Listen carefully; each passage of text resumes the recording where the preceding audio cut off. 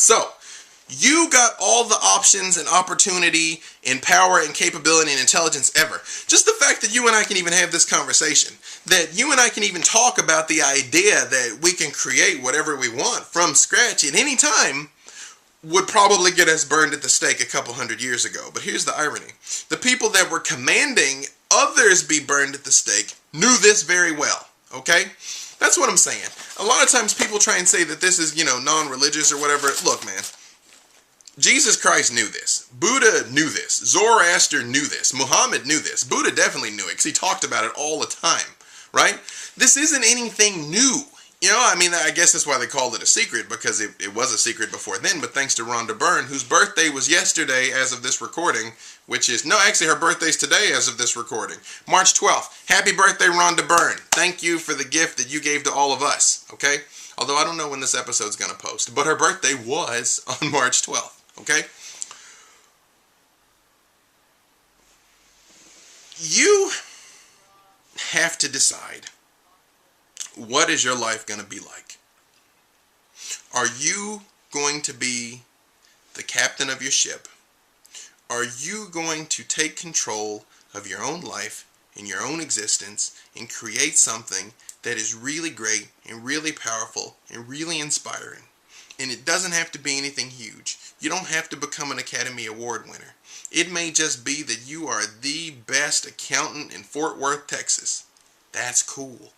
It may be that you are the absolute most joyful, positive, stay-at-home mom on earth.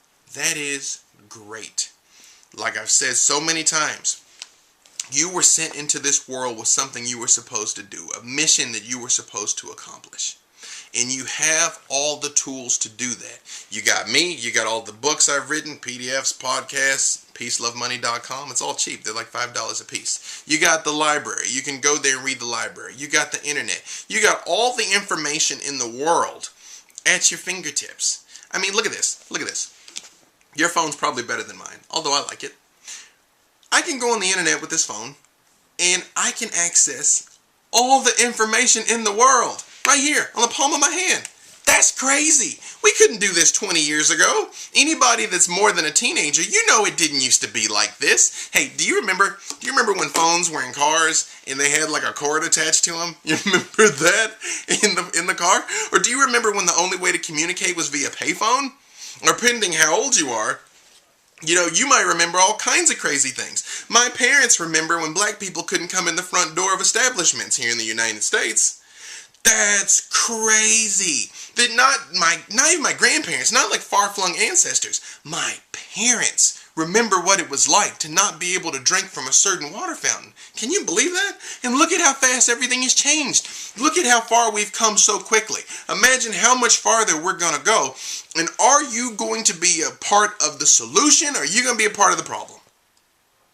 Are you going to choose to use your power to create something better in this life? Because I can tell you the secret to world peace. You want to know the secret to world peace right now? I can tell you right now, today, world peace. The secret to world peace is for every individual to choose to be peaceful. That's the secret to world peace. If everyone is following their bliss, if everyone is choosing to be happy and fulfilled, then we won't have any more problems. We won't have any more wars. We won't have any more strife, because when the dust settles, we all want different things. And even when we want the same things, we can find ways to cohabitate. The problems we've got in this world are we argue over resources. We argue over lack. We argue over limitations. We argue about differing beliefs, okay? But I hate to tell you, if you really, really, truly love God, you're not threatened by someone else loving Allah. If you really, truly try and apply Buddhist teachings to your life, you're not threatened by an atheist who finds meaning in a biology textbook. If you find yourself threatened or challenged by other people's choices, other people's decisions, other people's life path, it's because you're insecure about yours.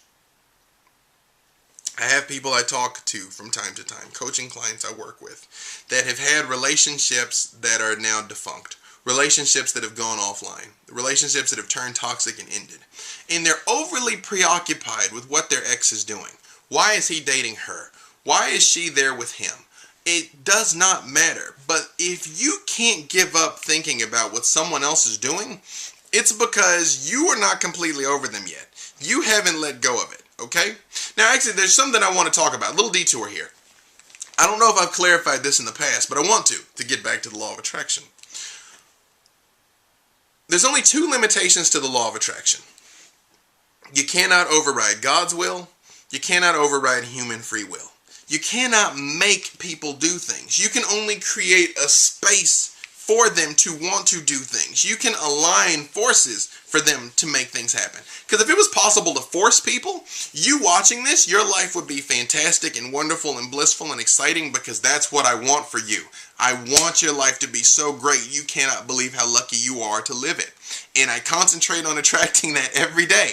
But I can't make you change. And you can't make anyone else change. Okay? See, people are going to do what they're going to do, okay? So there's this confusion between when I say that you're creating your reality, and you are, and yet what God wants to happen is going to happen, and it is. So how to reconcile those? Here's the thing. You have to assume, what is it? There's another quote. What is it that I want to say? It's pray as if it's all up to God, but take action as if it's all up to you. I don't know who said it. I don't mean to steal somebody's words. That is a quote from somebody else, but I don't know who. Pray as if it's all up to God, but take action as if it's all up to you. Okay? I don't know the line between where God wants you to do for you and where God is going to do for you. But I can tell you who does know, God knows. And the way you're going to find out is by moving and hustling and going and trusting that the best thing will always happen, that the best thing will always manifest, that the universe is on your side. It's that positive paranoia that we talked about. Again, I got these goals. I'm trying to have these babies. I said I want triplets. I'm trying to get this house in Pasadena. I want to make this $1 million. I want to get my body in the shape that I want. I want to do the web series that I want to do. And I want more fans on my Facebook fan page. By the way, you can help with that one. Facebook, become a fan. There's a link on theexaminer.com, or do Facebook, B. Dave Walters. Or you can send me a friend request. That's cool too. So those are 6 things that I want. And I'm about halfway through this year already, which is crazy. Can you believe it's March already?